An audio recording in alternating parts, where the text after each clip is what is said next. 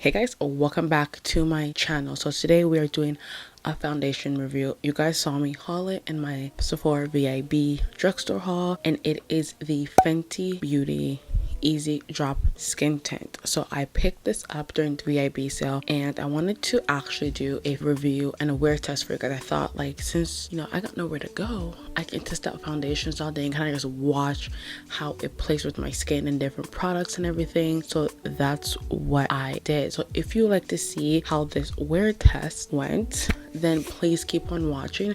Don't forget to give this video a thumbs up. Don't forget to hit that subscribe button, okay, to subscribe to my channel. All right, and don't forget to hit the notification bell to be notified when I post a video, which is once a week. And let's get started with this wear test review.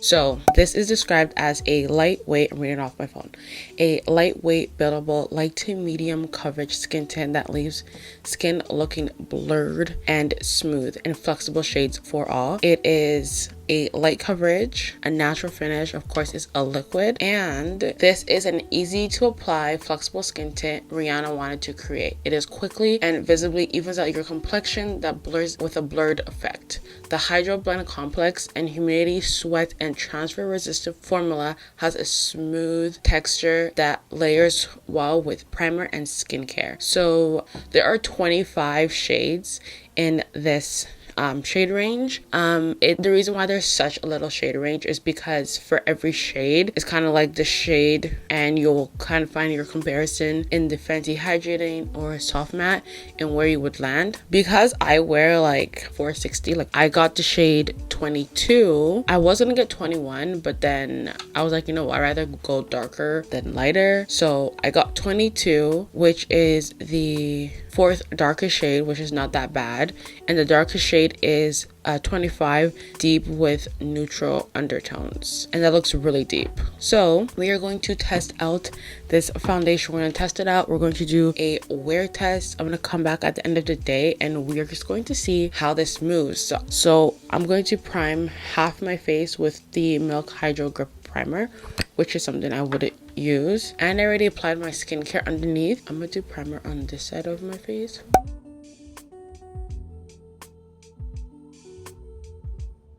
So this side has the primer and this side does not. I am also going to apply it with a brush and a beauty blender just to see. Also going to build it up. So let me just go wet my beauty blender and then I'll be back. So we are going to apply, we're going to apply this side with the beauty blender, and I'm going to go into my brush on the prime side. But before we go in, let's talk about the packaging of this skin tint. Okay, so this is how it looks like. It's kind of, I don't even know what shape this is, but it's super nice, and it is a squeezy tube, as you guys can see. Squeezes, and you get 32 milliliters of product, so 1.8 fluid ounce.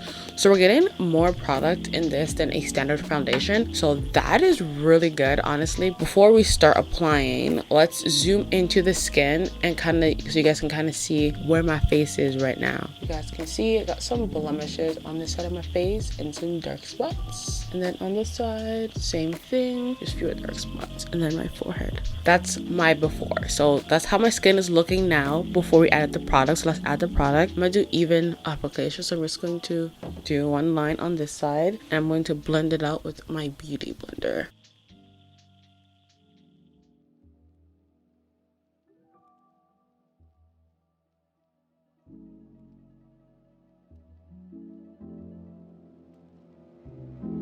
So first off, the shade is a perfect match. Okay, so for this side, the first thing I am noticing is that with one squeeze, it's covered a good amount. Honestly, I would be very happy with this side just of the application. The beauty blender does blend it out. You can kind of still see like my dark spots a little bit come through, which is not too bad. It does cover up enough. I definitely didn't put a lot on my forehead. I tend not to put a lot of foundation on my forehead, so we're gonna do the same thing on the other side, the non-prime side. I'm gonna go in with my Morphe Y7 brush.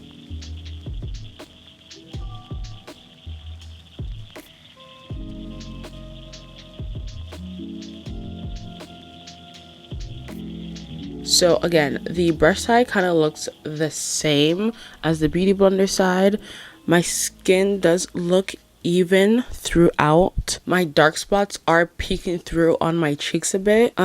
So on my forehead as well. It's natural, but it's not natural. Like it's not overly dewy. I think if you want to make your skin look more glowy, you would have to use a glowy base.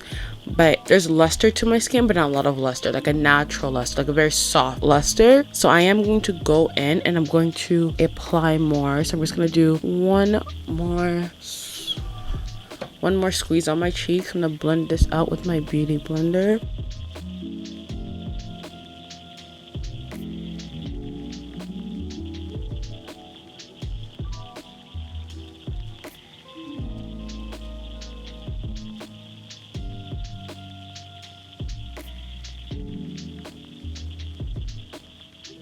Okay, so a second layer, and my dark spots are really more noticeable on the brush side. On the Beauty Blender side, my dark spots are still apparent, but they're not as noticeable as the brush side. We're gonna do one more just to see the coverage on the cheeks.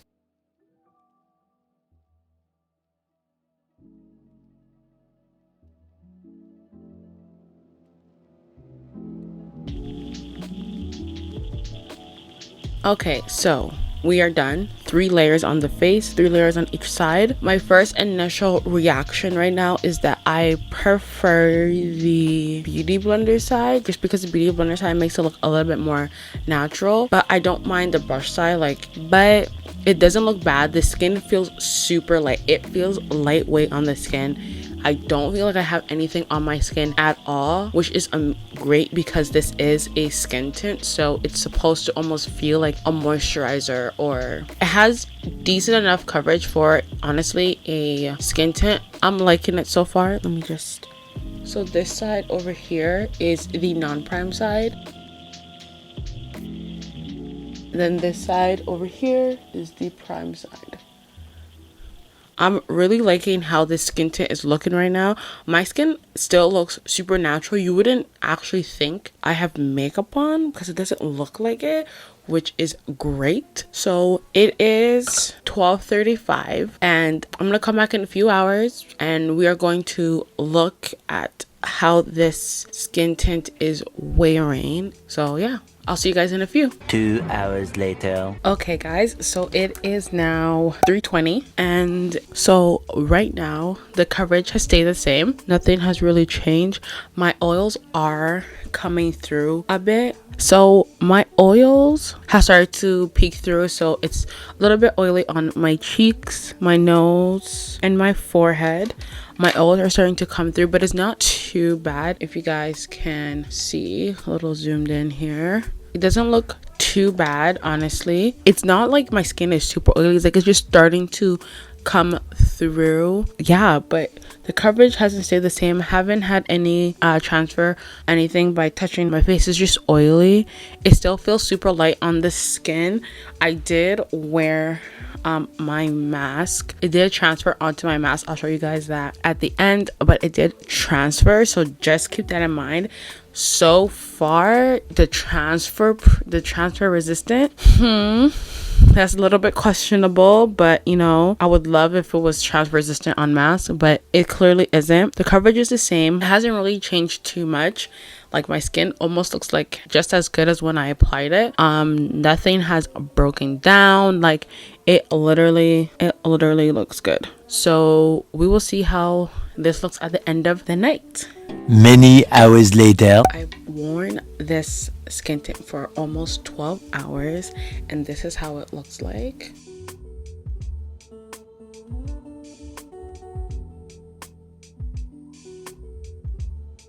Let's talk about it. So we have had the skin tint on our face for 12 hours. Okay, when I showed you guys the first check-in and my oils had come through, but my oils hasn't come through anymore.